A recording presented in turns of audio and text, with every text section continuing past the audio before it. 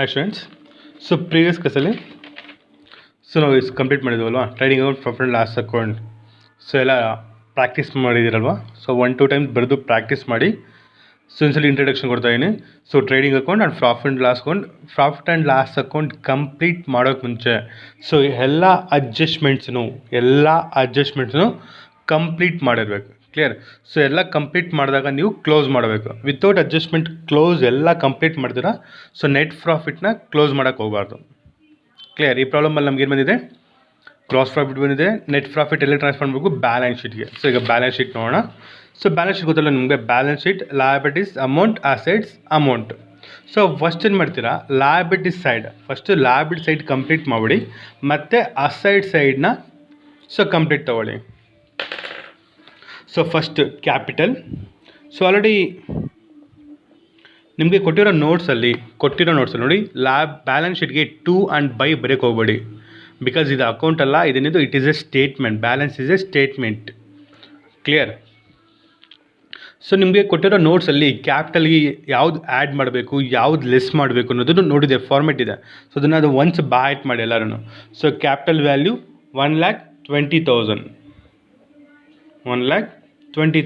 So ಇಲ್ಲಿ ನಿಮಗೆ ಶಾರ್ಟ್ಕಟಾಗಿ ಹೇಳ್ತೀನಿ ನೋಡಿ, ಯಾವುದನ್ನು ಆ್ಯಡ್ ಮಾಡಬೇಕು ಅಂತ ನೋಡಿ. ಕ್ಯಾಪಿಟಲ್ಗೆ interest and capital add additional capital. Interest and capital add additional capital ಬಂದಾಗ ಆ್ಯಡ್ ಮಾಡ್ಕೋಬೇಕು. ಯಾವ್ದು ಆ್ಯಡ್ ಮಾಡಬೇಕು? Interest and capital or additional capital ಬಂದಾಗ ಆ್ಯಡ್ ಮಾಡಬೇಕು. ಮತ್ತು ಓಕೆ ನೋಡಿ ಇಲ್ಲಿ, ಸೊ ಕ್ಯಾಪಿಟಲ್, ಸೊ ಒಂದು ವ್ಯಾಲ್ಯೂ ಇರುತ್ತೆ.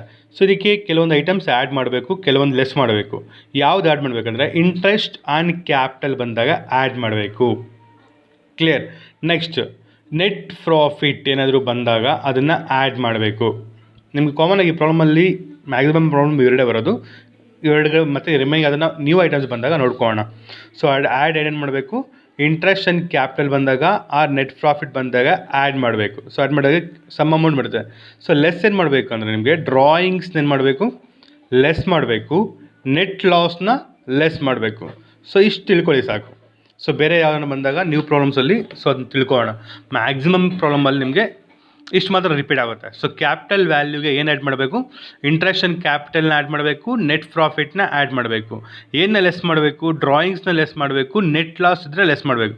ಸೊ ಒಂದೇ ಪ್ರಾಬ್ಲಮಲ್ಲಿ ನಿಮಗೆ ನೆಟ್ ಪ್ರಾಫಿಟ್, ನೆಟ್ ಲಾಸ್ ಬರೋದಿಲ್ಲ. ಕಾನ್ಸೆಪ್ಟ್ ಗೊತ್ತಲ್ವಾ? ನೆಟ್ ಪ್ರಾಫಿಟ್ ಬರುತ್ತೆ, ಐದರ್ ನೆಟ್ ಲಾಸ್ ಬರುತ್ತೆ. ಎರಡರಲ್ಲಿ ಒಂದು ಬರುತ್ತೆ ಅಷ್ಟೇ, ಎರಡೂ ಬರೋದಿಲ್ಲ. ನಿಮಗೆ ಫಾರ್ಮೆಟ್ ಎಕ್ಸ್ಪ್ಲೇನ್ ಮಾಡೋದಕ್ಕೆ ಎರಡೂ ಬರ್ದಿದ್ದೀನಿ. ಕ್ಲಿಯರ್?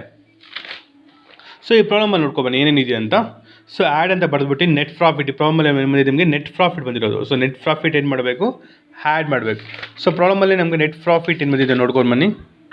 43,600. ಜಸ್ಟ್ ಆ್ಯಡ್ ಮಾಡ್ಕೊಳ್ಳಿ, ಅಡಿಷನ್ ಮಾಡಿ. 1,20,000 ಪ್ಲಸ್ 43,600 1,63,600. 1,63,600. ಇನ್ನೂ ಇನ್ನರ್ ಕಲಮ್ ತಗೊಳ್ಳಿ, ಯಾಕಂದರೆ ನಮ್ಗೆ ಇನ್ನೂ ಲೆಸ್ ಮಾಡೋ ಐಟಮ್ ಇದೆ. ಸೊ ಡ್ರಾಯಿಂಗ್ಸ್ ಕೊಟ್ಟಿದ್ದಾರೆ ಪ್ರಾಬ್ಲಮಲ್ಲಿ ನೋಡಿ. ಡ್ರಾಯಿಂಗ್ಸ್ ಕೊಟ್ಟಾಗ ಟ್ರಯಲ್ ಬ್ಯಾಲೆನ್ಸಲ್ಲಿ ನೆನಪಲ್ಲಿ ಇಟ್ಕೊಳ್ಳೋದನ್ನು ಕ್ಯಾಪಿಟಲಿಂದ ಲೆಸ್ ಮಾಡಬೇಕು. ಸೊ ಯಾಕೆ? ಡ್ರಾಯಿಂಗ್ಸ್ ಮೀನ್ಸ್ ಏನು? ಪ್ರೊಪ್ರೈಟರ್ ಅವ್ರ ಓನ್ ಯೂಸ್ಗೆ ಬಿಸ್ನೆಸ್ಲಿರೋ ಪ್ರಾಪರ್ಟಿನ ಆರ್ ಗೂಡ್ಸ್ನ ಏನು ಮಾಡುತ್ತೆ? ಯುಟಿಲೈಸ್ ಮಾಡಿಕೊಡ್ತಾರೆ. ಅಂದರೆ ಕ್ಯಾಪಿಟಲ್ನ ರೆಡ್ಯೂಸ್ ಮಾಡುತ್ತೆ ಡ್ರಾಯಿಂಗ್ಸ್. ಸೊ ಲೆಸ್ ಮಾಡಿ ಡ್ರಾಯಿಂಗ್ಸ್ ಎಷ್ಟು ಕೊಟ್ಟಿದ್ದಾರೆ ನೋಡಿ? 15,000. ಸೊ 15,000 ಲೆಸ್ ಮಾಡಿ, ವ್ಯಾಲ್ಯೂಯಲ್ಲಿ 15,000 ಲೆಸ್ ಮಾಡಿ. ನಿಮ್ಗೆ ಎಷ್ಟು ಬರುತ್ತೆ? 1,48,600. ಸೊ ಕಾಲಮ್ ಈ ಕಡೆವರೆಗೂ ಹಾಕೋಬಿಡಿ. 1,48,600. ನಮ್ಗೆ ಎರಡೇ ಇರೋದು. ಸೊ ಈ ಪ್ರಾಬ್ಲಮಲ್ಲಿ ಇಂಟ್ರೆಸ್ಟ್ ಆನ್ ಕ್ಯಾಪಿಟಲ್ ಏನೂ ಇಲ್ಲ. ಇಂಟ್ರೆಸ್ಟ್ ಆನ್ ಕ್ಯಾಪಿಟಲ್ ಇದ್ರೆ ಮಾಡಬೇಕಾಗಿತ್ತು, ಆ್ಯಡ್ ಮಾಡಬೇಕಾಗಿತ್ತು. ಇಂಟ್ರೆಸ್ಟ್ ಆನ್ ಡ್ರಾಯಿಂಗ್ಸು ಬರುತ್ತೆ ನೆಕ್ಸ್ಟ್. ಇದರಲ್ಲಿ ಇನ್ನೂ ಒಂದು ನ್ಯೂ ಪ್ರಾಬ್ಲಮಲ್ಲಿ ಕೊಡ್ತಾರೆ, ಇಂಟ್ರೆಸ್ಟ್ ಆನ್ ಡ್ರಾಯಿಂಗ್ಸ್ ಕೊಡ್ತಾರೆ. ಅದನ್ನೇನು ಮಾಡಬೇಕು? ಲೆಸ್ ಮಾಡಬೇಕು. ಸೊ ನಮಗೆ ಆ್ಯಡ್ ಲೆಸ್ ಮಾಡೋದು ಓನ್ಲಿ ಒನ್ ಐಟಮ್ಸ್ ಇದೆ. ನೆಟ್ ಪ್ರಾಫಿಟ್ನ ಆ್ಯಡ್ ಮಾಡಿದ್ದೀವಿ, ಡ್ರಾಯಿಂಗ್ಸ್ನ ಲೆಸ್ ಮಾಡಿದ್ದೀವಿ. ನಮಗೆ ಈ ಪ್ರಾಬ್ಲಮಲ್ಲಿ ಬೇರೆ ರಿಮೈನಿಂಗ್ ಐಟಮ್ಸ್ ಏನೂ ಇಲ್ಲ, ಕ್ಯಾಪಿಟಲ್ಗೆ ಇನ್ಕ್ಲೂಡ್ ಮಾಡೋ items. So next liability side ಏನು ಬರುತ್ತೋ ಎಲ್ಲ ಕಂಪ್ಲೀಟ್ ಮಾಡಿಬಿಡಿ ಒನ್ಸು. ಲಯಬಿಲಿಟಿ ಸೈಡ್ ಕ್ಯಾಪಿಟಲ್ ಆಯಿತು, ಡ್ರಾಯಿಂಗ್ಸ್ ಆಯಿತು, capital complete, drawings complete. B R ಬರೋದಲ್ಲಿ asset side, machinery asset side. Debtors and creditors. Debtors ಎಲ್ಲಿ ಬರುತ್ತೆ? Asset side. ಕ್ರೆಡಿಟಾರ್ಸ್ ಎಲ್ಲಿ ಬರುತ್ತೆ? Liability side. ನೆಕ್ಸ್ಟ್ ಕ್ರೆಡಿಟಾರ್ಸ್ ಎಷ್ಟಿದೆ ನೋಡಿ, ಕ್ರೆಡಿಟಾರ್ಸ್ ವ್ಯಾಲ್ಯೂ ಇದು ಡೆಬಿಟಾರ್ಸ್ ವ್ಯಾಲ್ಯೂ, ಇದು ಕ್ರೆಡಿಟಾರ್ಸ್ ವ್ಯಾಲ್ಯೂ 58,000. ನೆಕ್ಸ್ಟ್ ಏನೇನಿದೆ ನೋಡ್ಕೊ ಬನ್ನಿ. ವೇಜಸ್. ಸೊ ಎಲ್ಲ ರೈಟ್ ಮಾರ್ಕ್ ಹಾಕಿದೆ ಅಂದರೆ ಕಂಪ್ಲೀಟ್ ಆಗಿದೆ ಅಂತ, ಸೊ ಮತ್ತೆ ಅದನ್ನು ತಲೆಗೆಡ್ಸ್ಕೋಬೇಡಿ. Furniture asset side, cash in hand assets, cash at bank assets. So liability side ಯಾವ ಐಟಮ್ ಬರುತ್ತೋ ಎಲ್ಲ ಬರ್ದಿರಾ. ಸೊ ಈಗ ಅಸೆಟ್ ಸೈಡ್ ಬನ್ನಿ. ಅಸೆಟ್ ಸೈಡ್ 1 by 1 ಬರ್ಕೊಂಡೋಗಿ. ಬಿಲ್ಸ್ ರಿಸೀವಬಲ್ ಎಲ್ಲಿ ಬರುತ್ತೆ? ಅಸೆಟ್ ಸೈಡ್ ತಗೊಳ್ಳಿ. ಬಿಲ್ಸ್ ರಿಸೀವಬಲ್ಗೆ ಯಾವುದೇ ರೀತಿಯಾದ ಅಡ್ಜಸ್ಟ್ಮೆಂಟ್ಸ್ ಇಲ್ಲ. ಅಡ್ಜಸ್ಟ್ಮೆಂಟ್ಸ್ ಇದ್ದರೆ ಇನ್ನರ್ ಕಾಲಮ್. ಸೊ ಅಡ್ಜಸ್ಟ್ಮೆಂಟ್ಸ್ ಯಾವುದೂ ಇಲ್ಲ. ಸೊ ಡೈರೆಕ್ಟಾಗಿ ಔಟರ್ ಕಾಲಮಲ್ಲಿ ಹಾಕ್ಕೊಳ್ಳಿ 22,000. ನೆಕ್ಸ್ಟ್ ಮಿಷನರಿಗೆ ಅಡ್ಜಸ್ಟ್ಮೆಂಟ್ ಆಲ್ರೆಡಿ ಮಾಡಿದ್ದೀವಿ ನಾವು. ಇನ್ನರ್ ಕಾಲಮ್ ಮಿಷನರಿ ವ್ಯಾಲ್ಯೂ ಬಂದು 20,000. ಸೊ ಇನ್ನರ್ ಕಾಲಮಲ್ಲಿ ತೊಗೋಬೇಕು, ಯಾಕಂದರೆ ಅಡ್ಜಸ್ಟ್ಮೆಂಟ್ ಇದೆ. ಆಲ್ರೆಡಿ ನೀವು ಪ್ರಾಫಿಟ್ ಆ್ಯಂಡ್ ಲಾಸ್ ಅಕೌಂಟಲ್ಲಿ ಅಡ್ಜಸ್ಟ್ಮೆಂಟ್ ಮಾಡಿದ್ದಾರೆ. ಡಿಪ್ರಿಷಿಯೇಷನ್ ಮಿಷನರಿ 1,000 ರೂಪೀಸ್ ಬಂದಿದೆ. ಮಿಷನರಿ ಎಷ್ಟು ಬಂದಿದೆ ನಿಮಗೆ? ವ್ಯಾಲ್ಯೂ 1,000. ಡಿಪ್ರಿಷಿಯೇಷನ್ ಅಂದರೆ ಏನು? Decreasing in the value of asset. So ಅದ್ರ ವ್ಯಾಲ್ಯೂ ಏನಾಗುತ್ತೆ? ಡಿಕ್ರೀಸ್ ಆಗುತ್ತೆ. ಡಿಕ್ರೀಸ್ ಆಗಿ ನೀವೇನು ಮಾಡಬೇಕು? ಲೆಸ್ ಮಾಡಬೇಕು. Less depreciation. So short form ಬರೀರಿ ಸಾಕು. Short form depreciation DEP. ಎಷ್ಟು ಡಿಕ್ರೀಸ್ ಆಗಿದೆ ಅಲ್ಲಿ? 1,000 ರೂಪೀಸ್. ಸೊ ಎಷ್ಟು ಬಂದಿದೆ ಅಲ್ಲಿ ಡಿಪ್ರಿಷಿಯೇಷನ್ ನಿಮಗೆ? 1,000. ಸೊ ಲೆಸ್ ಮಾಡಿ 19,000. ಸೊ ಇವೆರಡು ಕಂಪ್ಲೀಟ್ ಆಯಿತು. BR ಕಂಪ್ಲೀಟ್ ಆಯಿತು, ಮಿಷನರಿಂಗ್ ಕಂಪ್ಲೀಟ್ ಆಯಿತು. ನೆಕ್ಸ್ಟ್ ಡೆಬಿಟಾರ್ಸ್ ಇದೆ. ಸೊ ಡೆಬಿಟಾರ್ಸ್ಗೆ ಅಡ್ಜಸ್ಟ್ಮೆಂಟ್ ಇದೆ, ನೆನಪಲ್ಲಿ ಇಟ್ಕೊಳ್ಳಿ. ಪ್ರಾವಿಷನ್ಸ್ ಬಂದಿದೆ. So next debtors. So debtors ನಮಗೆ ವ್ಯಾಲ್ಯೂ ಬಂದು 60,000. ಲೆಸ್ ಅದರ ವ್ಯಾಲ್ಯೂ ಡೇಟಾಸ್ ಇನ್ಕ್ರೀಸ್ PDD ಅಂತ ಬರ್ಕೊತಾ ಇದ್ದೀನಿ. PD means provisions for doubtful debts ಅಂತ. ಪ್ರಾವಿಷನ್ಸ್ ನಮ್ಗೆ ಇಲ್ಲಿ ಕೊಟ್ಟಿರಲ್ಲ ಪ್ರಾವಿಷನ್ಸ್, ಅದನ್ನು ಶಾರ್ಟ್ ಫಾರ್ಮ್ ನಾನು PDD ಅಂತ ಬರ್ಕೊಳ್ಳಿ. ಸೊ ಇಲ್ಲಿ ನಿಮ್ಮ ಕ್ಯಾಲ್ಕುಲೇಷನ್ ಮಾಡಿದಾಗ ನ್ಯೂ ಪ್ರಾವಿಷನ್ಸ್ ಎಷ್ಟು ಬಂತು ಇಲ್ಲಿ? ನ್ಯೂ ಪ್ರಾವಿಷನ್ಸ್ ಎಷ್ಟು ಬಂತು? 3,000. ಓಕೆ 3,000. ಸೊ 3,000 ಏನು ಮಾಡಬೇಕು? ಲೆಸ್ ಮಾಡಬೇಕು. ಸೊ ಎಷ್ಟಾಗುತ್ತೆ ಅವಾಗ? 57,000. ಸೊ ಕನ್ಫ್ಯೂಸ್ ಮಾಡ್ಕೋಬೇಡಿ. P&L ಅಕೌಂಟಲ್ಲಿ ಪ್ರಾವಿಷನ್ಸ್ನ ಆ್ಯಡ್ ಮಾಡಿದ್ದೀರಾ, ಅದೇ ಬ್ಯಾಲೆನ್ಸ್ ಶೀಟ್ ಬಂದಾಗ ಡೇಟಾಸಲ್ಲಿ ಲೆಸ್ ಮಾಡ್ತಾಯಿದ್ದೀರಾ. ಸೊ ರೀಸನ್ ಇಷ್ಟೇ, ಕನ್ಫ್ಯೂಸ್ ಮಾಡ್ಕೋಬೇಡಿ. ಪ್ರಾಫಿಟ್ ಆ್ಯಂಡ್ ಲಾಸ್ ಅಕೌಂಟಲ್ಲಿ ಇದು ನ್ಯೂ ಪ್ರಾವಿಷನ್ಸ್. ಬ್ಯಾಡ್ ಡೇಟ್ಸ್ ಅಂತ ಗೊತ್ತಲ್ಲ ನಿಮಗೆ, ಆಲ್ರೆಡಿ ಫ್ರೆಂಡಿದು ಎಕ್ಸಾಂಪಲ್ ಕೊಟ್ಟಿದ್ದೀನಿ. ಯಾರು ಕ್ಲಾಸ್ ಕೇಳಿದ್ರು ಅವ್ರಿಗೆ ಗೊತ್ತು. ಫ್ರೆಂಡ್ ಎಕ್ಸಾಂಪಲ್ ಕೊಟ್ಟಿದ್ದೀನಿ. ಇಲ್ಲಿ ನ್ಯೂ ಪ್ರಾವಿಷನ್ಸ್ ಅಂದರೆ ಇನ್ನು ನಿಮಗೆ ಸಾಲ ಕ್ರೆಡಿಟ್ ಏನಾಗ್ತಾಯಿದೆ? ಜಾಸ್ತಿ ಆಗ್ತಾಯಿದೆ. ಕ್ರೆಡಿಟ್ ಏನಾಗ್ತಾಯಿದೆ ಇಲ್ಲಿ? ಜಾಸ್ತಿ ಆಗ್ತಾಯಿದೆ. ಸೊ ಜಾಸ್ತಿ ಆದಾಗ ಏನು ಮಾಡಬೇಕು? ಆ್ಯಡ್ ಮಾಡ್ಕೊತೀರಾ. ಪ್ರಾಫಿಟ್ ಆ್ಯಂಡ್ ಲಾಸ್ ಅಕೌಂಟಲ್ಲಿ ಏನು ಮಾಡ್ಕೊತೀರಾ? ಸಾಲ ಜಾಸ್ತಿ ಆಗ್ತದೆ ಅಂದ್ಬಿಟ್ಟು ಆ್ಯಡ್ ಅಂತ ತೋರಿಸ್ತೀರಾ. ಸೊ ಬ್ಯಾಲೆನ್ಸ್ ಶೀಟಲ್ಲಿ ಸೆಕೆಂಡ್ ಟೈಮ್ ರಿಪೀಟ್ ಮಾಡಿದಾಗ ಅಡ್ಜಸ್ಟ್ಮೆಂಟ್ನ, ಸೊ ಅದೇನು ಮಾಡಬೇಕು? ಅದು ಎಲ್ಲಿ ಅಪ್ಲಿಕೇಬಲ್ ಆಗುತ್ತೆ? ಬ್ಯಾಡ್ ಡೇಟ್ಸ್ ಏನಿದೆ ಯಾವುದಕ್ಕೆ? ಡೆಟಾರ್ಸ್. ನಮಗೆ ಬಿಸ್ನೆಸ್ಗೆ ಯಾರು ಸಾಲ ಕೊಡ್ತಾರೆ ಅವ್ರದ್ದು ಅಂತ ಅರ್ಥ. ಸೊ ಅವ್ರದಲ್ಲಿ ಏನಾಗುತ್ತೆ? ನಾವು ಅದನ್ನು ಲೆಸ್ ಮಾಡ್ಕೋಬೇಕು. ಕಾನ್ಸೆಪ್ಟ್ ಆಗಿದೆಯಾ? ಸೊ 57,000 PD ಏನಾಗುತ್ತವಾಗ ನ್ಯೂ ಪ್ರಾವಿಷನ್ಸ್ ಏನಾಗುತ್ತೆ? ಡಿಕ್ರೀಸ್ ಆಗುತ್ತೆ. ಸೊ 3,000. ಸೊ 57,000 ಆಗುತ್ತೆ. ಸೊ ನೆಕ್ಸ್ಟ್ 1 by 1 ನೋಡ್ಕೊಬನ್ನಿ. ಡೇಟಾಸ್ ಆಯಿತು, ಕಮಿಷನ್ ಎಲ್ಲ ಟಿಕ್ ಮಾರ್ಕ್ ಹಾಕೊಂಬಂಬಿಟ್ಟಿರ, ಯಾವುದೂ ಇಲ್ಲ. ಏನು ಟಿಕ್ ಮಾರ್ಕ್ ಆಗದಿರೋದಂದರೆ ಫರ್ನಿಚರ್. ಸೊ ಫರ್ನಿಚರ್ಗೆ ಅಡ್ಜಸ್ಟ್ಮೆಂಟ್ ಇದೆ. ಸೇಮ್ ಮಿಷನರಿ ಮಾಡೋದಲ್ವಾ, ಸೇಮ್ ಲೆಸ್ ಡಿಪ್ರಿಷಿಯೇಷನ್, ಸೇಮ್ ಅದೇ ರೀತಿಯಲ್ಲಿ. ಸೊ ಈಗ ಫರ್ನಿಚರ್ ವ್ಯಾಲ್ಯೂ ಒಂದು 9,000. Furniture value 9,000 less depreciation. So depreciation ಎಷ್ಟು ತೆಗ್ದಿರಾ? 900.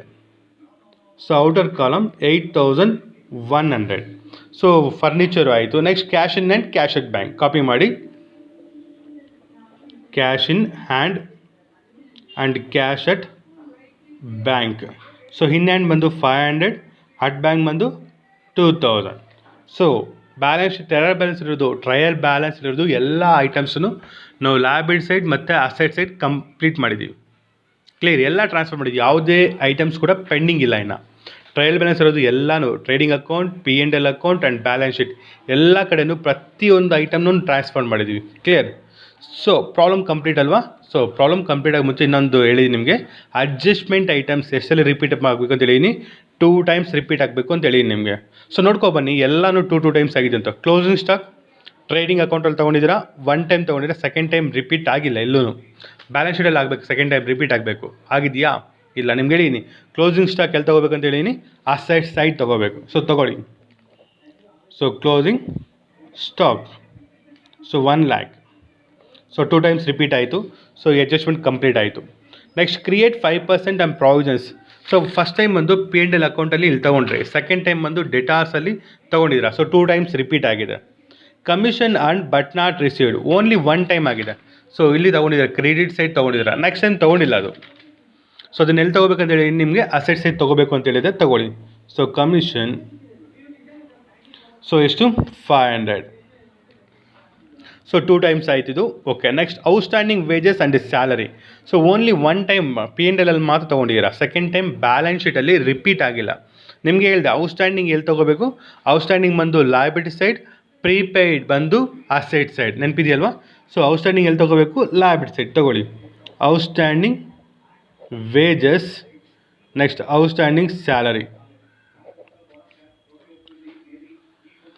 ಸೊ ಔಟ್ಸ್ಟ್ಯಾಂಡಿಂಗ್ ವೇಜಸ್ ಎಷ್ಟು? Outstanding wages 1000, outstanding salary 1500. So 1500 inner ಕಾಲಮಲ್ಲಿ ತೊಗೊಂಡು ಮತ್ತು ಔಟರ್ ಕಾಲಮ್ ತೊಗೊಂಡು ಸಿಟಿಯಲ್ಲಿ ಡೈರೆಕ್ಟಾಗಿ ಎರಡೂ ಔಟರ್ ಕಾಲಮ್ಸಲ್ಲಿ ತೊಗೊಂಡೋಗಿ.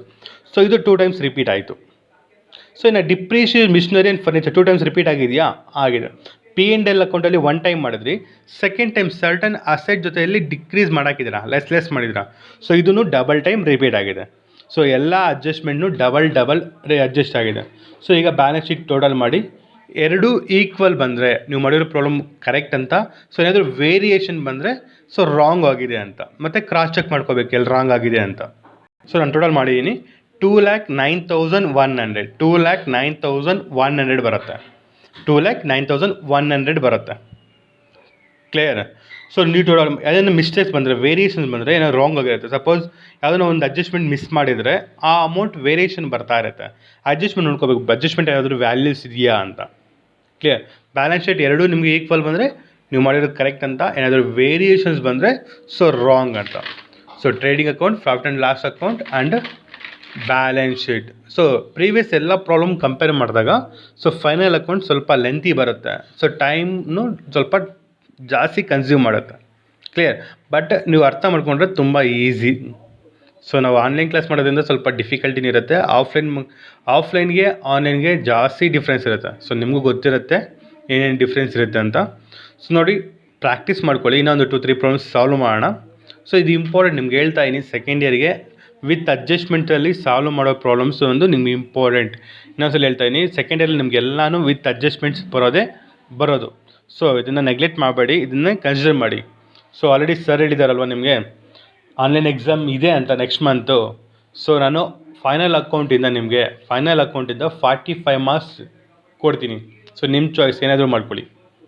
ನಾನು 45 ಮಾರ್ಕ್ಸ್ ಬಂದು ಫೈನಲ್ ಅಕೌಂಟಿಂದ ಕೊಡ್ತೀನಿ. ರಿಮೈನಿಂಗ್ 55 ಮಾರ್ಕ್ಸ್ ರಿಮೈನಿಂಗ್ ಸಿಲೆಬಸ್ ಇದೆ ಅಲ್ವಾ, ಅದನ್ನೇ ಕೊಡ್ತೀನಿ. ನಾನು ಜಾಸ್ತಿ ಇಂಪಾರ್ಟೆನ್ಸ್ ಫೈನಲ್ ಅಕೌಂಟ್ ಕೊಡ್ತೀನಿ. ಓಕೆ ಸ್ಟೂಡೆಂಟ್ಸ್, ಬಾಯ್.